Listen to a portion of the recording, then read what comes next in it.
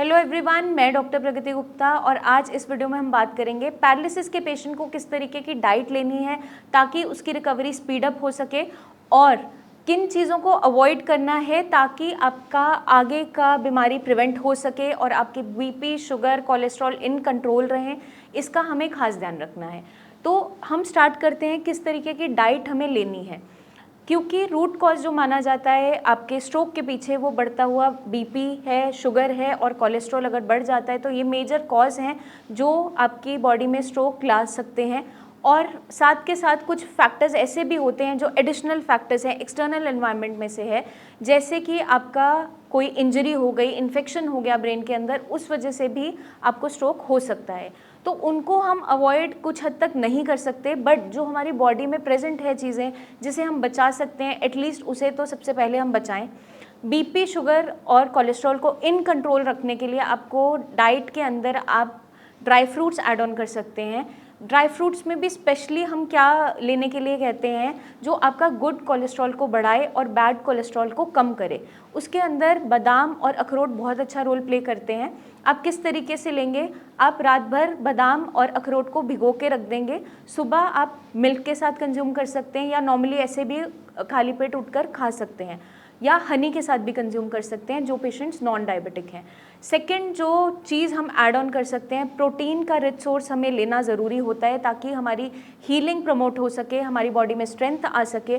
क्योंकि जब patient bed ridden होता है अक्सर उसे बहुत हल्का खाना दिया जा रहा होता है, या सूप्स पे होता है, जूसेस पे होता है, मिल्क कभी कभार पेशेंट डाइजेस्ट नहीं कर रहा होता है तो नहीं दिया जा रहा होता है। बट हमें क्या ध्यान रखना है कि रिच सोर्स ऑफ प्रोटीन उसे देनी है ताकि उसकी रिकवरी प्रमोट हो सके। जो पेशेंट्स नॉन वेजिटेरियन हैं वो इजीली फ़िश की कंजम्पशन कर सकते हैं या फिर चिकन ऐड ऑन कर सकते हैं। आप किस फॉर्म में करेंगे, आप सूप बनाकर ले सकते हैं या ग्रिल्ड या बेक्ड फॉर्म में लेंगे। आप फ्राइड फॉर्म में नहीं खाएंगे क्योंकि आपका कोलेस्ट्रॉल बढ़ सकता है और आपकी डाइजेशन हैम्पर हो सकती है। जो पेशेंट्स वेजिटेरियन हैं उनके पास सोर्स ऑफ प्रोटीन क्या रहता है, दालें हो गई, सोयाबीन हो गया, मशरूम्स है, वो आपका अच्छी सोर्स ऑफ विटामिन डी भी है साथ में, जो आपकी बॉडी को स्ट्रेंथ प्रोवाइड करती है, आपके मसल्स को स्ट्रेंथ प्रोवाइड करती है, ताकि आप एक्सरसाइजेस जो कर रहे हैं या रिकवरी के लिए जो भी एफर्ट लगा रहे हैं वो एटलीस्ट फ्रूटफुल हो। आपकी अगर मसल वेस्टिंग होनी स्टार्ट हो जाती है, आप खाना ठीक से नहीं खा रहे हैं, आप बहुत ऐसा खाना खा रहे हैं जिससे आपकी बॉडी कमज़ोर होती चली जा रही है, तो इन फ्यूचर क्या देखने को मिलेगा, आपकी मांसपेशियां सूखने लगेगी। और स्पेशली जो अफेक्टेड पार्ट है उसके अंदर ये चीज़ देखने को मिलती है।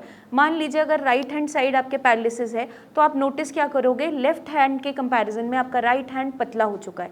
ऐसे बहुत से पेशेंट्स आते हैं। वो क्यों होता है, जब हम डाइट को प्रॉपर नहीं रखते और साथ के साथ हम एक्सरसाइजेस को परफॉर्म नहीं कर रहे होते तो आपके मसल्स में अट्रॉफी होनी स्टार्ट हो जाती है और मसल वेस्टिंग होनी स्टार्ट हो जाती है। उसको प्रिवेंट करने के लिए प्रोटीन का सोर्स खाने के अंदर होना बहुत ज़रूरी है। तो आप दालें खाएंगे, जो पेशेंट चलते फिरते हैं वो अपने रूटीन के अंदर पल्सेस को ऐड ऑन करेंगे, सोयाबीन ले सकते हैं। जो पेशेंट बेड रिडन भी है उनको भी हम लाइट फॉर्म ऑफ प्रोटीन दे सकते हैं, जैसे मूंग दाल हो गया, उसका पानी दे सकते हैं, सूप बनाकर दे सकते हैं, काले चने का पानी दे सकते हैं। उसमें आपको ध्यान क्या रखना है कि आप थोड़ा सा हींग, जीरा का इस्तेमाल करेंगे ताकि पेशेंट डाइजेस्ट कर सके। बट वो बहुत अच्छा rich source of B complex होता है और आपकी बॉडी की रिकवरी को एनहांस करता है। साथ के साथ हमें क्या ध्यान रखना है कि अपनी बीपी, शुगर, कोलेस्ट्रॉल को इन चेक रखना है। उसके लिए आप अपने टेस्ट रेगुलर बेसिस पे करवाइए, मॉनिटरिंग ज़रूर कीजिए। प्लस डाइट में ध्यान रखिए कि एडेड सॉल्ट आपको नहीं लेना है। ऊपर से सैलेड में, अचार में, चटनी में, पापड़ में ये फॉर्म हमें अवॉइड करना है टोटली, ताकि आपका बीपी ना बढ़े। जो डायबिटिक पेशेंट्स हैं उनको एडेड शुगर्स, जितनी भी कैंडीज़ हैं, सॉफ्ट ड्रिंक्स हैं, जूसेस हैं, उनको कम्प्लीटली अवॉइड करना है। साथ के साथ जिन लोगों का कोलेस्ट्रॉल बढ़ा हुआ रहता है उनको रिफाइंड फ्लावर, मैदा हो गया, आपका डीप फ्राइड आइटम्स या जो आपके बैड कोलेस्ट्रॉल को बढ़ाती हैं चीज़ें लाइक रेड मीट, ये कम्प्लीटली अपनी डाइट में से निकालना होगा ताकि इन फ्यूचर आप दोबारा से स्ट्रोक होने से बच सकें।